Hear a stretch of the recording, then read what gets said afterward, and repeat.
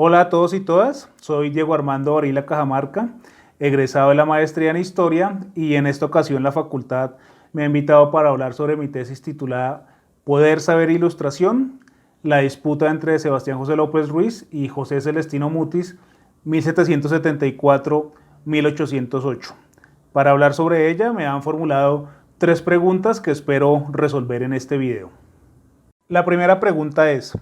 ¿cuál fue la importancia de Sebastián José López Ruiz en la construcción del campo científico a comienzos del siglo XIX en la Nueva Granada?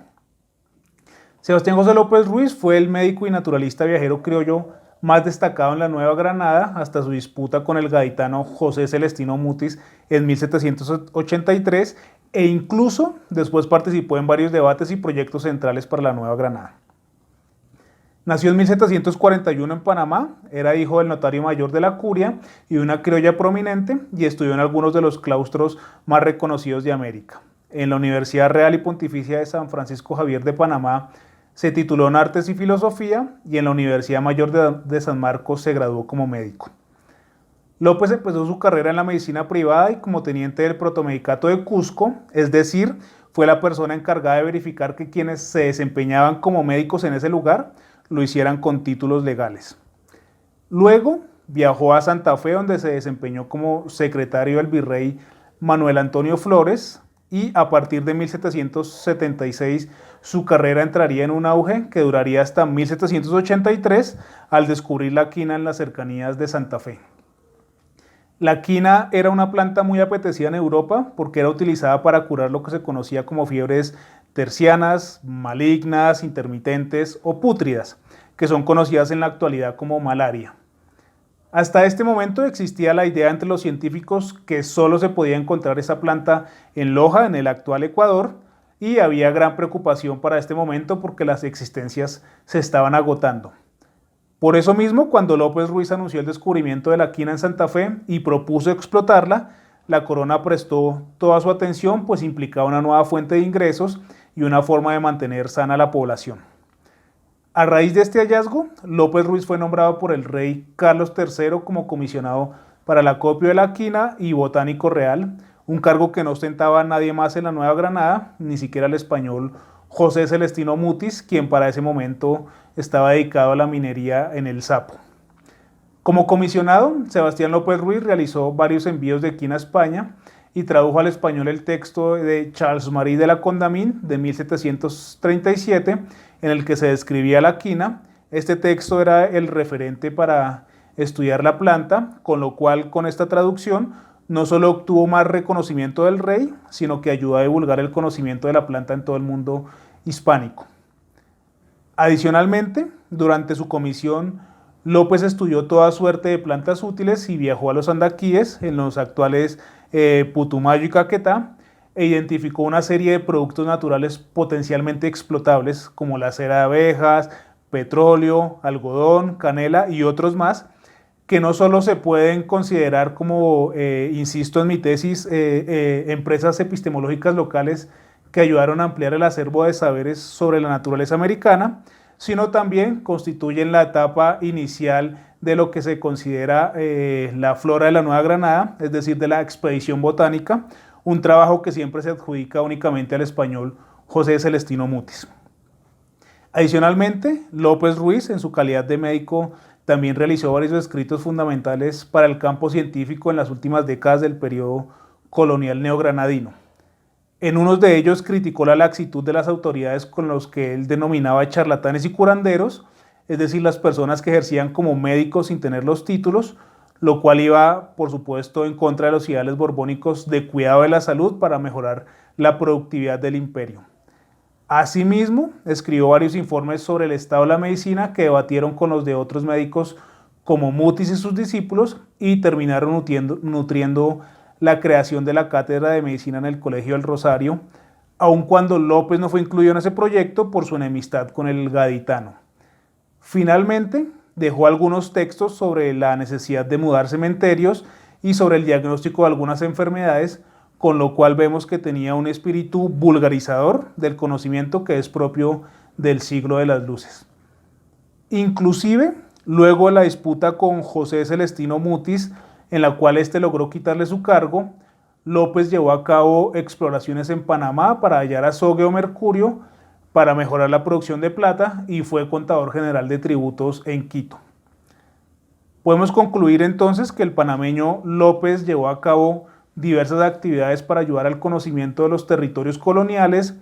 mejorar la salud pública, identificar productos naturales para el aprovechamiento económico y todo ello, si bien lo hizo para ganarse un lugar en la competida burocracia de las reformas borbónicas que discriminaba a los criollos como él, implicó una propuesta ilustrada alterna a la que la historiografía considera hasta este momento como hegemónica, que es la de José Celestino Mutis, por lo que, insisto en mi tesis, se debe continuar estudiando su trabajo científico. La segunda pregunta es, ¿cómo se reflejaron los patrones eurocéntricos en la apreciación de saberes locales como los de López Ruiz? Sebastián José López Ruiz era un criollo prominente y fiel vasallo de la corona y jamás sintió una separación entre sí mismo y los españoles peninsulares. Inclusive, en medio de los procesos de independencia, siguió siendo realista. De igual manera, fue formado en universidades americanas diseñadas bajo modelos europeos y tenía contacto y era constante lector de los autores más sonados de la medicina, botánica y otras áreas.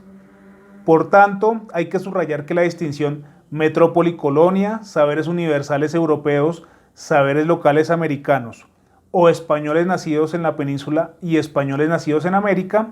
llegó en el caso de López Ruiz con la operación que desplegaron Antonio Caballero y Góngora, arzobispo de la Nueva Granada y futuro virrey, y el gaditano José Celestino Mutis para quitarle el cargo de comisionado de la quina y botánico del rey. Pues para López no había distinción entre los territorios del imperio y todo su conocimiento lo creó sobre la base de que sería útil a la monarquía en su totalidad y a sí mismo.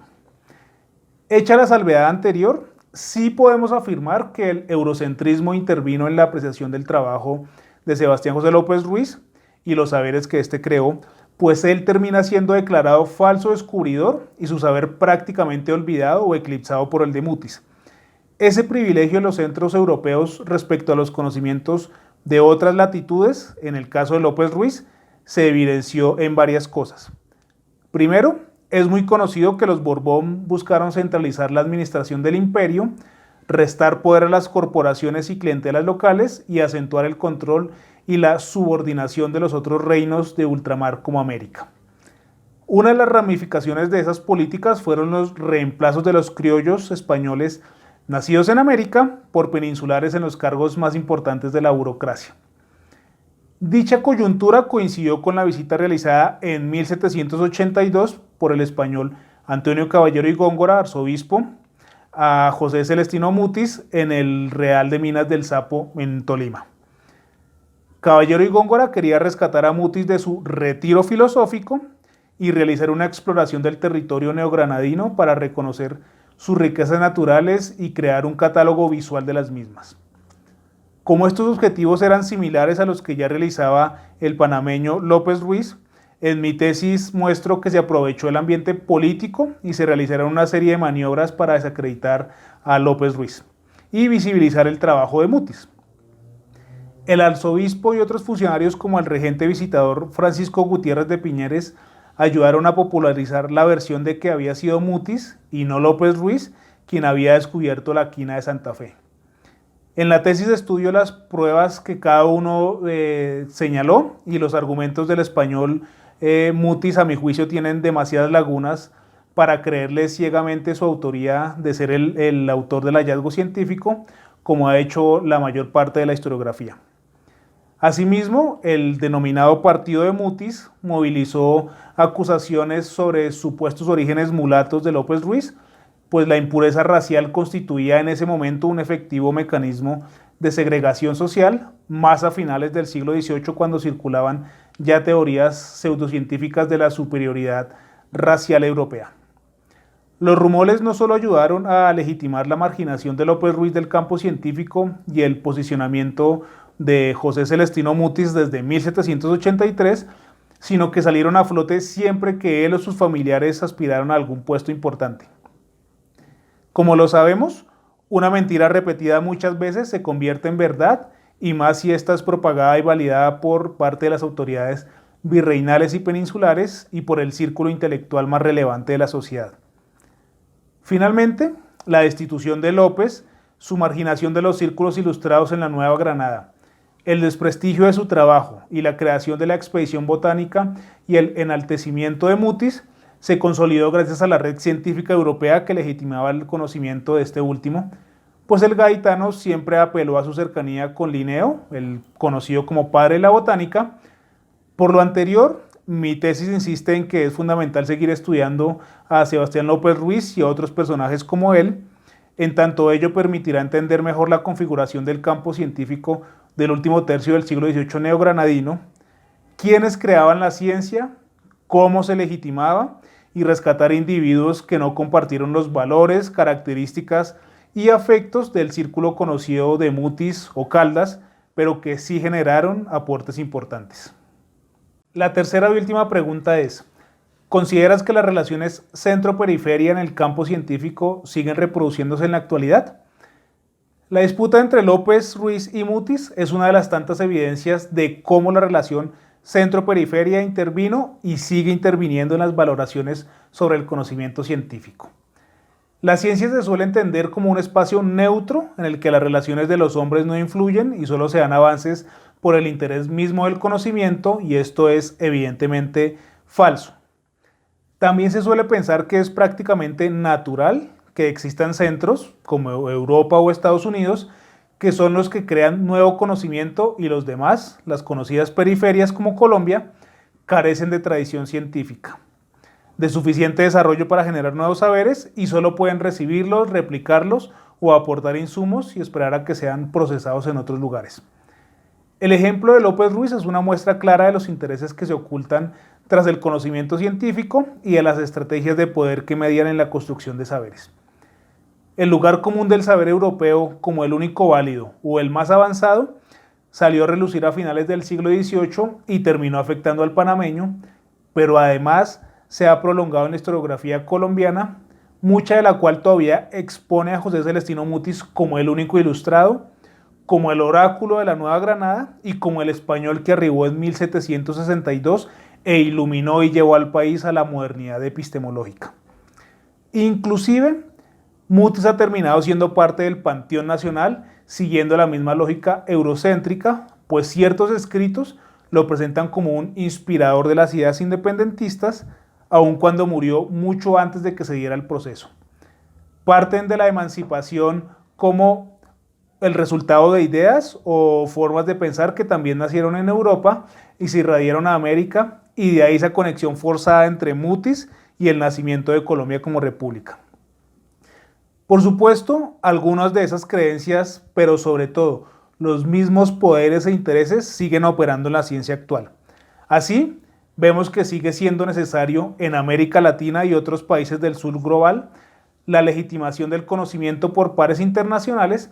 además de ser evidente la poca inversión en investigación científica y la dependencia de las innovaciones provenientes de naciones ricas, como se ha dado en el caso de la vacuna del coronavirus, con las desventajas que ello implica. Eso es todo, con esto termino mi exposición. Agradezco a la Facultad de Ciencias Sociales por la invitación para compartir mis hallazgos y los invito a leer mi tesis.